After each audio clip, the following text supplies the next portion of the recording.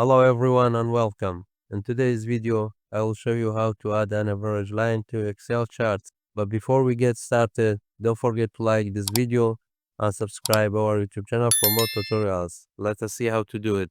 In first step, we need to take an average for the source data equal average. Select the source data, close the bracket, hit enter. To ensure our formula remains as it is, once we drag the cell to the rest of the cells, select the range F4, hit enter. Drag the cell to the rest of the cells. As you can see, the formula remains as it is. Now let us add average column to the chart. Click into the chart, drag this to here. As you can see, average value is added to the chart. Now let us change this average into line. Click on the chart, go to chart design, change chart type. Here we have combo.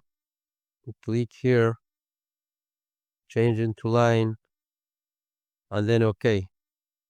You can delete this. This is an average line is added to the chart. Thanks for watching. I hope you found this video to be helpful. For more daily tips and tricks, subscribe us and leave your feedback in the comments.